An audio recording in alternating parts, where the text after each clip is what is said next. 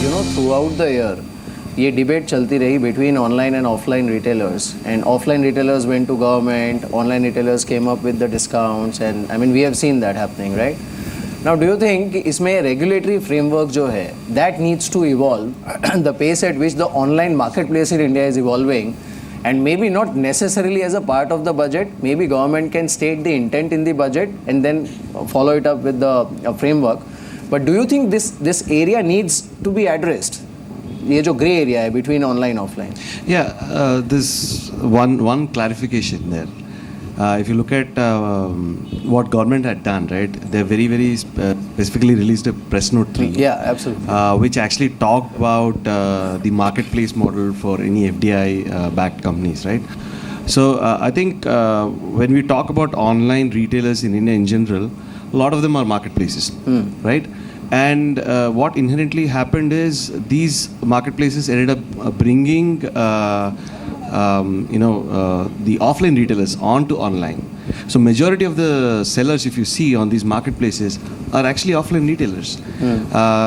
Therefore, I would see it as a more or less a game between big organized retailers in India versus a lot of smaller retailers coming through these online channels.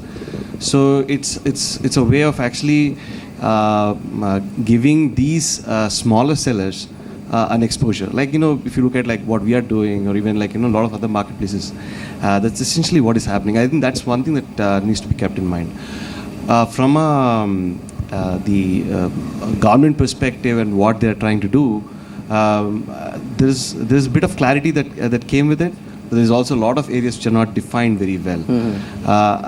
Again, I think government is actually looking to define a lot of that. Many of those policy statements were vague enough. We don't know, so where to stop, what to do. And I think that would be beneficial for us if there is more clarity around how to do it. Anything that is there, if once it is clear, then I think the framework in which you operate would be pretty easy. Absolutely. Any more questions? Yeah, at the back. My question is regarding the recent nationalist call that the likes of Ola and Flipkart raised when they requested the government of India to intervene by safeguarding their interests, by safeguarding their business against foreign competition like Amazon and Uber. So my question is it fair for them to ask for such a favor by the government of India? And if it is, then to what extent should the government really extend that support? Because if they really do that, then the signal that they are giving to the external for FIIs is that we are not really very, the environment is not very conducive for investment and business in India. So how fair is for Olas and Flipkarts of India to seek that support? And if yes, if it is fair, then to what extent can the government? That's a good question. Ravi, आप क्या कहना चाहेंगे? So, I'd say first and foremost, a level playing field is necessary, but it's not clear to me what they asked for specifically yet, and it's not been out there. Lots of people have been commenting on this. What they've said is, I think they want a level playing field in terms of policy, in terms of no foreign competitor being given extra preference. But beyond that, in terms of what are they proposing the government do for them? It's not been discussed publicly yet, right? In some sense. Now, I think fundamentally India is an open economy. I think we don't want to go back to ambassadors and fiat Padmani, and kind of roll back what we kind of stand for, right? I think, but at the same time, I would love to see Indian companies born here serve our market, grow like mad, and become global leaders. So to the extent we can build a nurturing environment where we can help them without necessarily preventing others from being able to compete, because competition is healthy, it builds a global leader.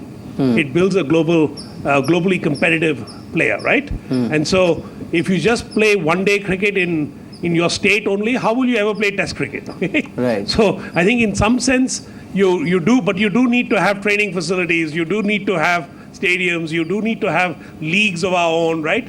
All of that. So that requires infrastructure, it requires support, it requires nurturing. all of that, right? So I think to the extent we can provide all that support infrastructure, I'm very supportive of it, right? Right. To the extent that we ensure a level playing field and policy so that there's not an unfair advantage for somebody who comes in with international capital versus somebody who's trying to raise in domestic capital to go compete, I think that makes a lot of sense. I think beyond that, I'm not sure it's been articulated what else is required or what else is being asked of, right? Right.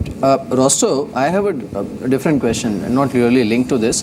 Lekin, to further encourage R&D, and I'm not specifically talking about IT industry, I'm talking about industry in general.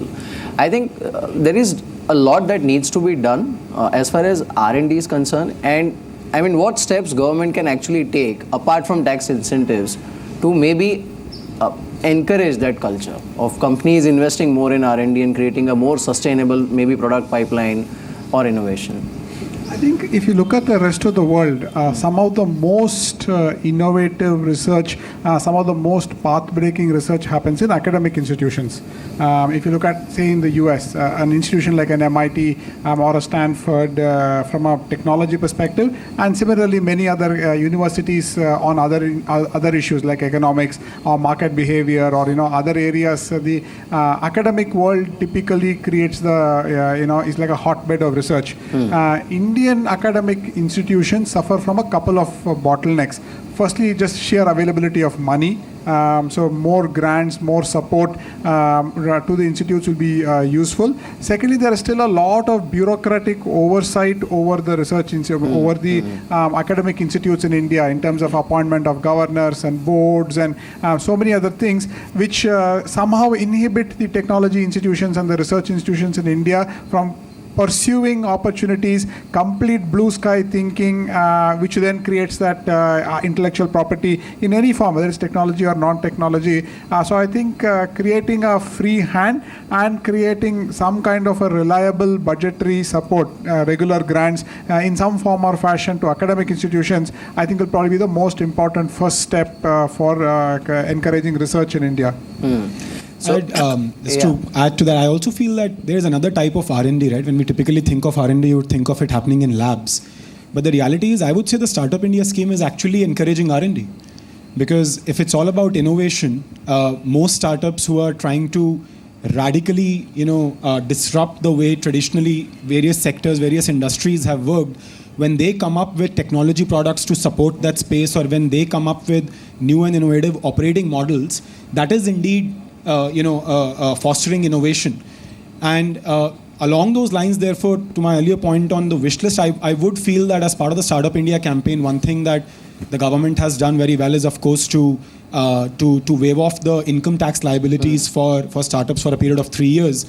I do think that could go the extra mile, and the cherry on the cake could be to actually waive off the service tax liabilities. Service tax also. Because really what startups incur in their formative years, unfortunately, fortunately, obviously most of the startups will not really make profits in the first few years to be able to have any income tax liabilities.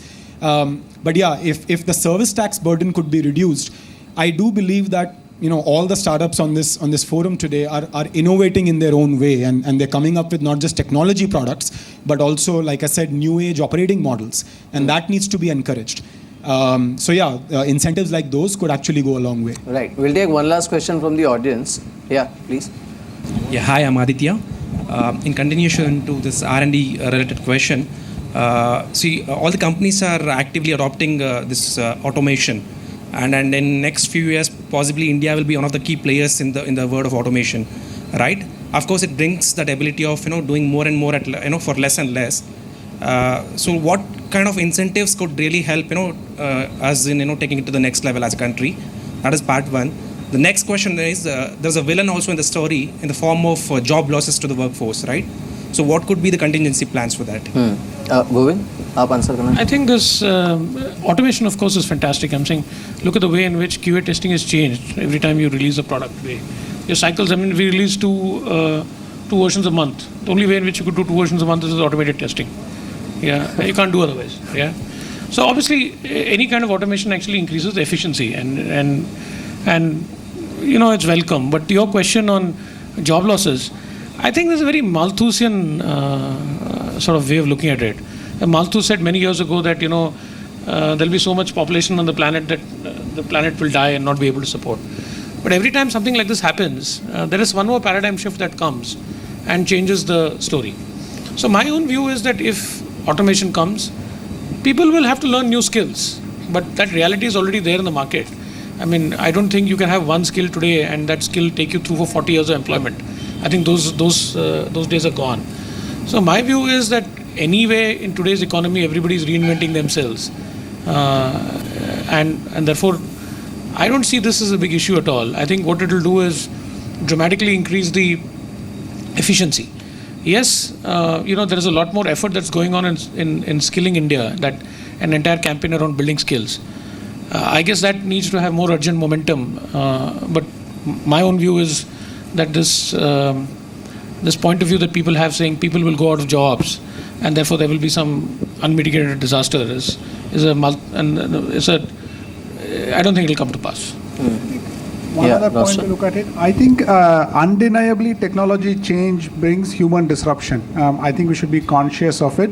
And therefore there are two possible wavelengths at which you can operate on this one.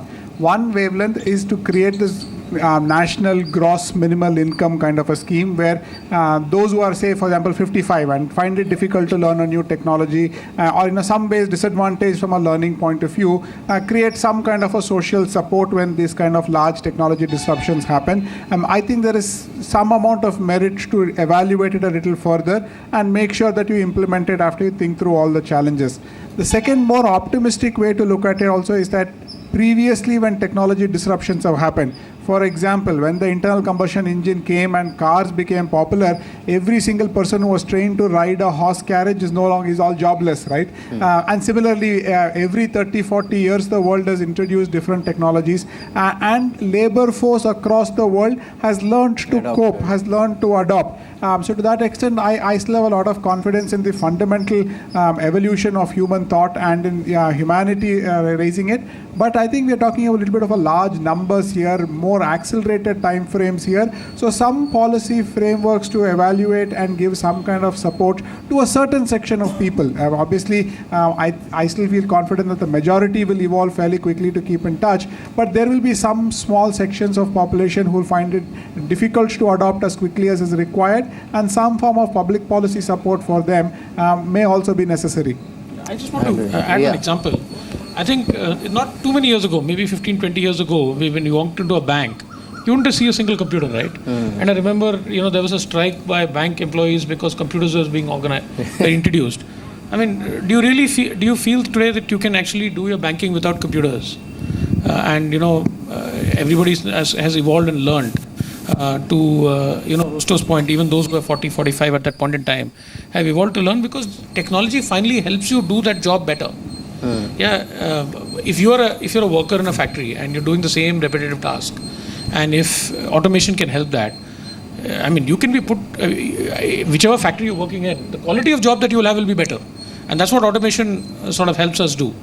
So I think yes, there'll be some reskilling required, and there'll be some obviously government is doing something on that front. But fundamentally, the entire premise that disruption results in human tragedy.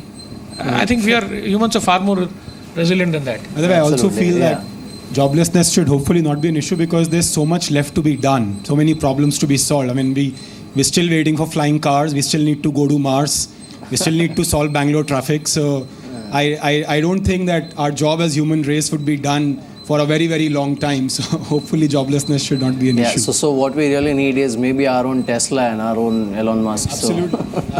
All right. So there are many of those in India, right? I think if you look at some of the best examples of entrepreneurship in India over the last 50 years, I think we've had as many proud examples in India as anywhere else in the world. And just that maybe Indians shy a little bit of media and we don't package our news as much and don't make as much drama about it. But I don't think Indian entrepreneurs are anyway less compared to any of the international players. Absolutely. So that's, I think that's the best way to sum it up.